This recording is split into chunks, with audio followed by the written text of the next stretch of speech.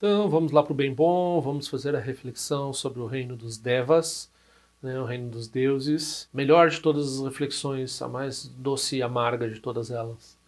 Né? O top of mind do Samsara.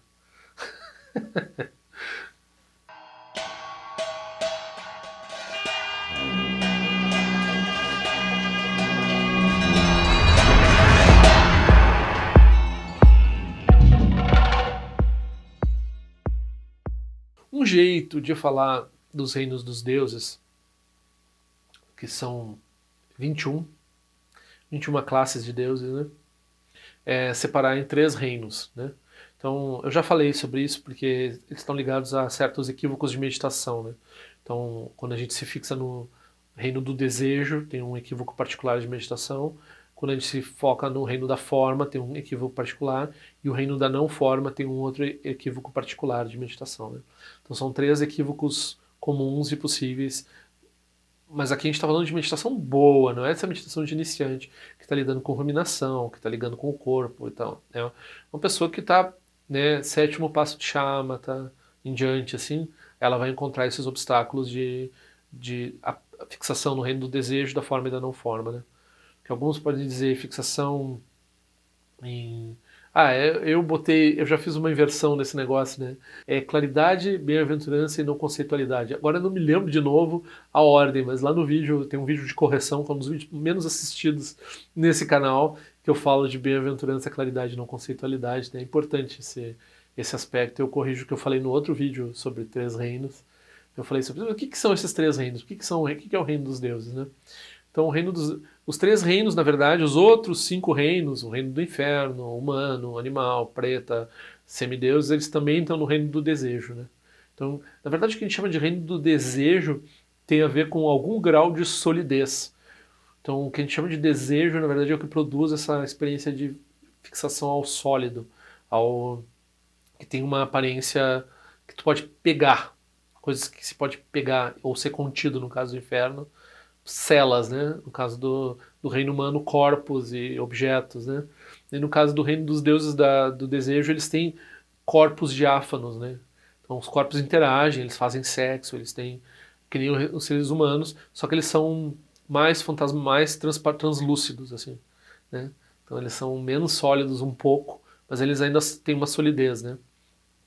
Aí no reino da forma, eles são totalmente translúcidos, né? Então eles atravessam os outros, são totalmente fantasmas, assim. Então eles não conseguem usufruir de objetos sólidos. Eles usufruem de objetos mentais, construções mentais. Então se eles têm fome, eles produzem uma maçã mental e comem a maçã mental e saciam a fome deles, né?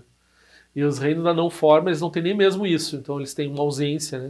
Uma ausência completa de é quase como um estado de coma em alguns casos, em outros casos é aquela união com o todo, experiência de... Só que é temporário, por isso que é samsara, né? Então essas experiências todas, elas duram bastante tempo, mas elas são temporárias, elas não são definitivas e por isso elas são samsara, né? Teve até um rapaz que falou assim, não, mas parece que tem punição aí, porque se o cara medita errado, o cara vai pro reino dos deuses ou vai pro reino dos animais, não sei o quê. Então, tipo, quem é que tá. Tem alguém punindo o cara, né? O cara tá meditando. Não, mas não é isso. Eu disse, não. A meditação é equivocada porque ela produz um renascimento. Ou seja, a pessoa está gerando um hábito, a pessoa está meditando.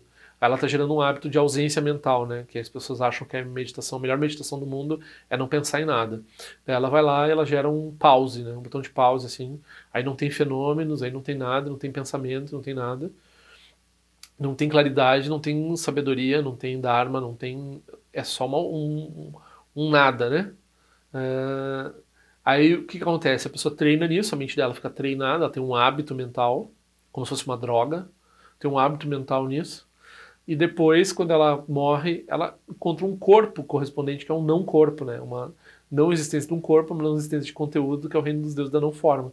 Ela fica um bocado de tempo lá nesse lugar onde nada acontece. Tem quatro tipos, né, de não forma. Eu já falei no outro vídeo. São formas de sofrimento que não parece sofrimento para nós, né? Então tem um estado de bem-aventurança, de uma união com tudo e tal, né? Super bonito, super new age e tal. Só que é temporário, né? É composto, é produzido por causas. Então, se é composto, produzido por causa, é temporário, aí não é a realização, não é bom. Por que não é bom? Porque a pessoa perde um bocado de tempo, porque ela não está praticando. Ela está só fixada num estado de ausência. Né? Depois também, no reino da forma, tem 12 tipos de samadhi, com vários graus de solidez ou de reificação em objetos, mas objetos imaginados. Né? Então a pessoa fica meio que vendo filminho na mente dela, se satisfazendo com um filme. Assim. Não é um filme, são sonhos bonitos, assim, que tem formas, mas formas que não têm nenhum grau de solidez, né? São formas totalmente abstratas. E depois tem esses 6 tipos de corpos bem diáfanos, mas que são corpos muito bonitos, muito que são capazes de grande prazer, assim, porque que os deuses vivem no bem bom, assim, em lugares bonitos, jardins lindos e com experiências maravilhosas. Parece terra pura. A gente olha e pensa, é para lá que eu quero ir, assim, tipo um céu, assim, né? Então isso aí também é temporário, dura um tempo, causas e condições, eles ficam lá, depois eles têm que sair de lá. E o pior, a tragédia dos deuses é que eles têm uma clarividência também. Então eles têm grande generosidade, eles ajudam os seres, eles têm grande. Só que eles não têm sabedoria, eles não têm prática da vacuidade, e eles não têm noção de definitivo, eles acham que eles estão no melhor dos lugares possíveis, até acabar, né? Aí pouco antes de acabar, eles começam a perder as qualidades deles, todo mundo ao redor percebe que eles estão indo para o brejo, e eles mesmos não só percebem que eles estão indo para o brejo, mas eles já se dão conta do futuro para onde eles vão, né? Então eles já estão sofrendo por antecedência pelos renascimentos inferiores que eles vão ter, porque dali não tem para onde ir, né? Só vai para baixo. Então esgota o karma positivo deles. Eles fizeram muita generosidade, ajudaram muitas pessoas, foram muito bons para muita gente, foram muito legais, foram demais, assim, né?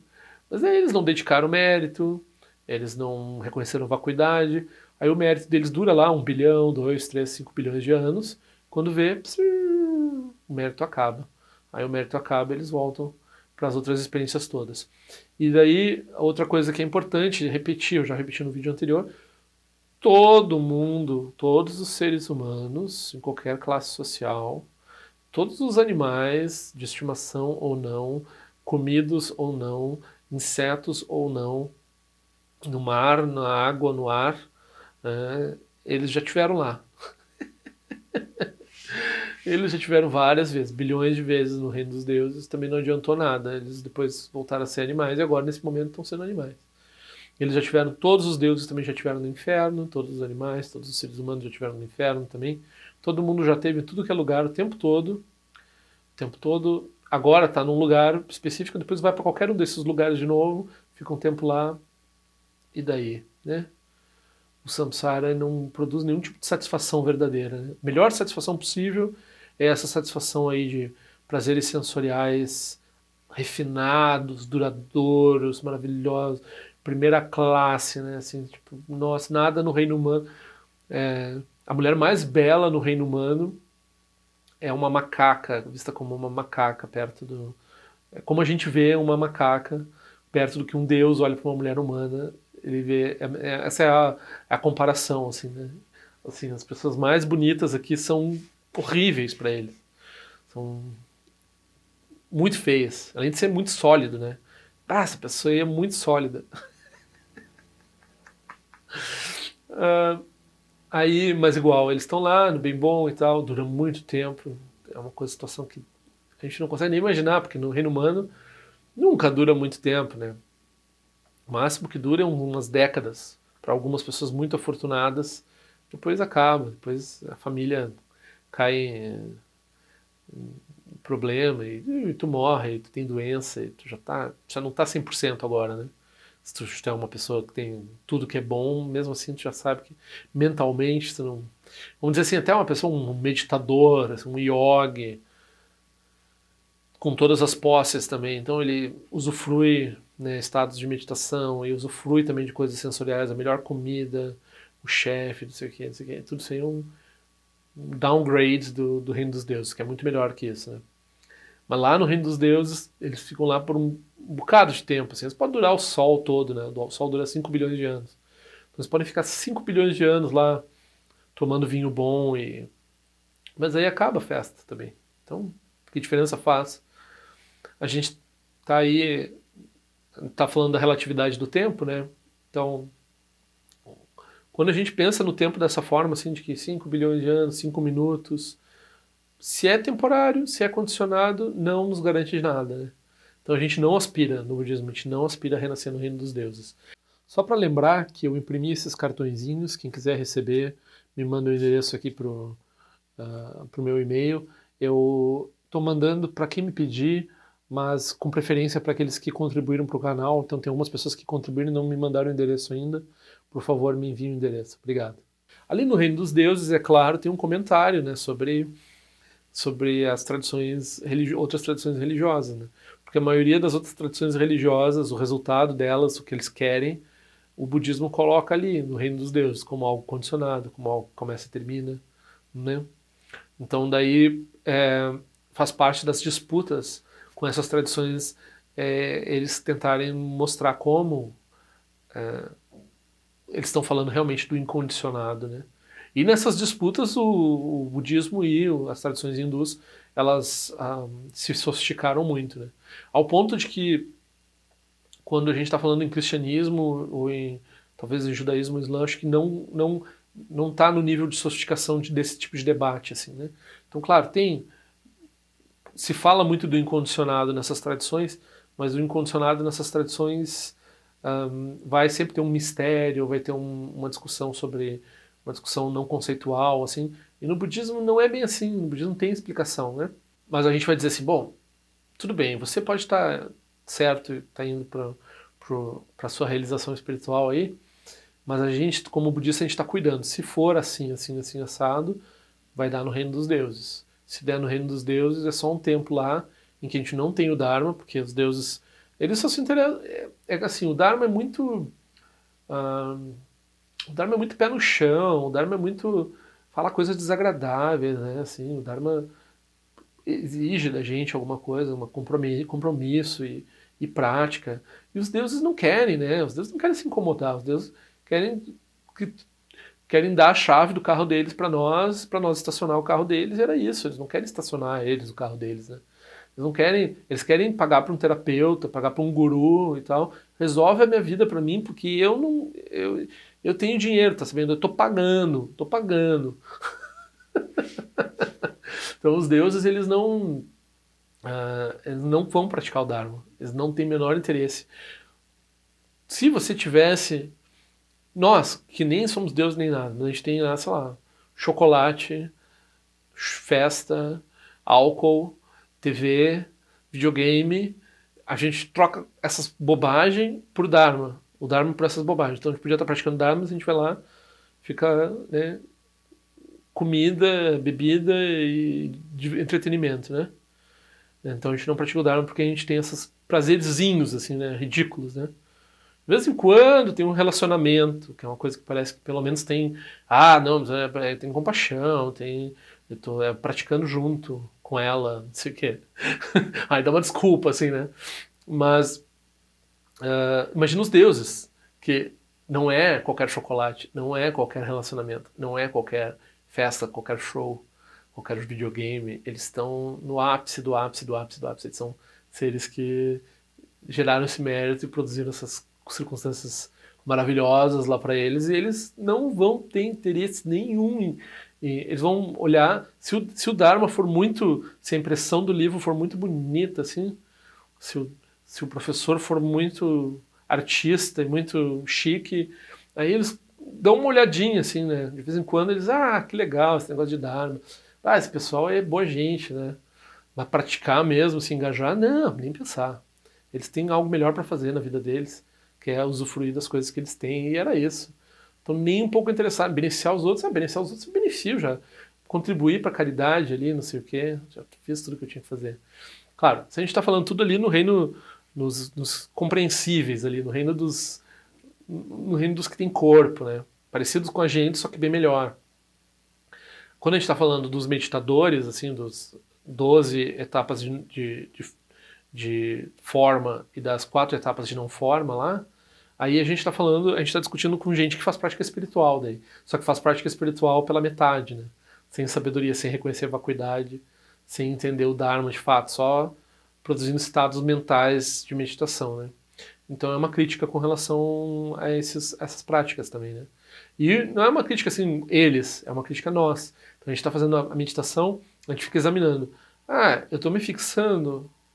Se eu estou me fixando, poucas coisas podem acontecer com a minha meditação. A minha meditação pode produzir reino dos animais, a minha meditação pode produzir reino dos animais porque é uma meditação de torpor, uma meditação de estupidez, de ignorância, de ausência burra, assim. Estou só meio que dormindo de olho aberto. Essa pessoa aprende a meditar assim, aprende a ficar na postura, aprende a dormir de olho aberto, fica dormindo de olho aberto o tempo todo. Aí ela produz um animal legal, assim, um animal urso, um animal tranquilo. Urso não é tranquilo, mas quando está hibernando é tranquilo. Então é parecido com a hibernação de um urso, né? Daí se a pessoa medita e daí ah, ela tem uma fixação ainda numa experiência de bem-estar, assim, aí ela produz esses renascimentos em reino da forma, reino do desejo, né? Se ela tem uma experiência de claridade, eu não sei se eu vou estar invertendo de novo, vocês cuidem um outro vídeo no qual eu corrijo isso. Aí ela vai para o reino da o reino da forma, né? Aí no reino da forma ela tem absorções meditativas, só que são estados em que ela se fixa, né? Então tem essa história famosa do Saraha, o grande Saraha. O Saraha era uma Hassida e a mulher falou que ia fazer uma sopa de rabanete e ele foi meditar. Só que ele ficou 12 anos meditando. Daí quando ele saiu da meditação, assim, né, acordou, né? Eu já uso a palavra acordou. Porque ele estava num estado, né? Porque se considera que é possível a pessoa não ir no banheiro, meio que diminui o batimento cardíaco. Tem umas milagres iógicos que a pessoa fica vários anos imóvel e não precisa comer, não precisa nada. É uma estátua, assim. Aí, mas uma hora ele acordou. Não sei como é que ele não precisa de reabilitação, né? Porque se a gente está em coma por 12 anos, acho que 12 anos nem ninguém acorda num coma, mas se acordasse teria que fazer muita fisioterapia, né? Não tinha jeito mais. Aí ele saiu e disse, cadê a sopa de rabanete? Ele apertou o pause, né? Então ele apertou um pause na meditação dele e ficou 12 anos. Então a meditação. Aí a esposa dele, a consorte, que era uma Dakini, né? Era o guru dele, de certa forma. Ou naquele momento se tornou o guru dele, porque ela falou assim: vem cá, tu fica 12 anos em Samadhi e sai com a mesma vontade de sopa de rabanete que você tava quando você entrou na meditação. Não, isso daí não tá certo. Não, essa meditação não serve para nada, né? Então, parece, né, maravilhoso, 12 anos, o cara tem poder iógico, o cara tava só numa viagem, o cara tava viajando na maionese. A prova foi que quando ele acordou, ele nem viu que o tempo tinha passado, né? Tava totalmente ainda preso na mesma experiência que ele estava antes, não mudou nada. Ele entrou no reino da não forma lá, ou um desses reinos da forma mesmo, né? E não adianta nada. Então, como é que a pessoa evita isso? Professor do Dharma. A pessoa tem um professor do Dharma, pratica com a Sangha, aí quando a pessoa está indo para essa direção, assim, o professor sabe, ele praticou para isso, né? Ele estudou para isso, essa é a função dele. Ele diz, não, vamos, o que tu está fazendo na tua prática? Não é isso. Né? E no início, né, quando a gente está começando a meditar, isso daí é um sonho. Então mesmo meditar errado assim, é uma conquista para quem está fazendo os seus primeiros 5 minutos todo dia, né? Então, de início, a pessoa, né, depois ela corrige um pouco se a pessoa puder desde o início fazer direito, tudo bem, né? Mas se não, a pessoa vai fazendo, para ela vai encontrar os obstáculos, daí ela vai resolvendo, né? Então então é muito importante desenvolver compaixão, né? É curioso isso para essa gente que está toda no bem bom aí também, né? Esses seres que estão nesses estados de meditação são objetos de compaixão. Na verdade, no budismo, até mesmo os bodhisattvas de 10º nível, que não são budas ainda, né? Mas um bodhisattva de 10º nível, ele já tem ele já se manifesta em múltiplos seres, ele já tem poderes mágicos absurdos, ele já está totalmente além do tempo, do espaço, é um ser que já tem um potencial de benefício vastíssimo. Um Bodhisattva de 8º nível já é fora da nossa concepção. Assim. Tá muito... Então, 8º, 9º, 10º nível são Bodhisattvas muito elevados, muito além da nossa compreensão, assim. Mas eles são objetos de compaixão. Na verdade, do 10º nível, o estado não meditativo, o estado meditativo deles ainda ele não é mais um objeto de compaixão. Mas o estado não meditativo deles é um objeto de compaixão. Os outros bodhisattvas, até mesmo o estado meditativo deles é um objeto de compaixão. É um objeto de compaixão, quer dizer, tem sofrimento ali ainda. São seres que tu ainda tem que ajudar, ainda tem que se comprometer a ajudar, mesmo nesses estados extremamente elevados.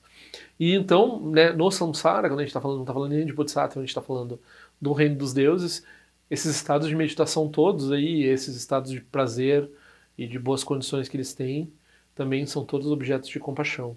Eles são seres a serem beneficiados, como seres dos infernos, como seres equanimemente, assim, como seres humanos em todas as condições sociais e classes, como os asuras, como os pretas, como os animais, como os seres dos infernos. Todos eles são objetos de igual compaixão, compaixão idêntica, mesmo tipo de compaixão. Por quê? Porque eles estão confiando em coisas condicionadas. Alguns de uma forma menos hábil, confiando em coisas condicionadas como violência, e outros de forma mais hábil, confiando em coisas condicionadas como meditação condicionada. Né? Então a gente tem compaixão de todos eles.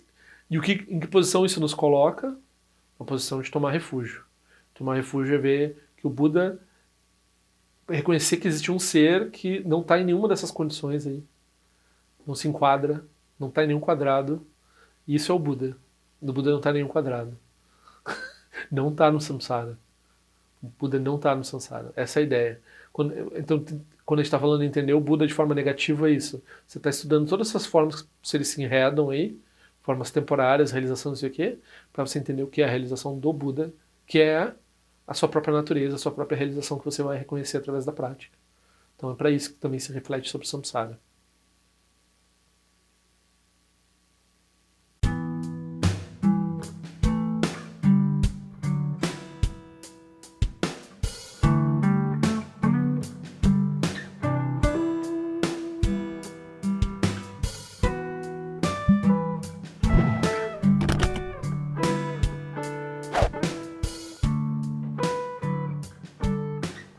Ei, não esquece de se inscrever no meu canal, é importante para mim.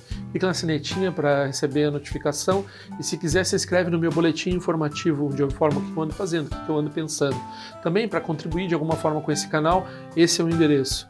Eu espero que em breve nós nos vejamos na prática do Dharma. Ao longo de minhas muitas vidas e até este momento, todas as virtudes que tenho alcançado, inclusive o mérito gerado por esta prática e todas as que vier a conseguir, ofereço para o bem-estar dos seres sencientes. Possam a doença, a guerra, a fome e o sofrimento diminuir para todos os seres, enquanto sua sabedoria e compaixão aumentam nesta e em vidas futuras. Possa eu claramente perceber todas as experiências como sendo tão insubstanciais como o tecido do sonho durante a noite e imediatamente despertar para perceber a manifestação de sabedoria pura no surgir de cada fenômeno. Possa eu rapidamente alcançar a iluminação para trabalhar sem cessar pela liberação de todos os seres.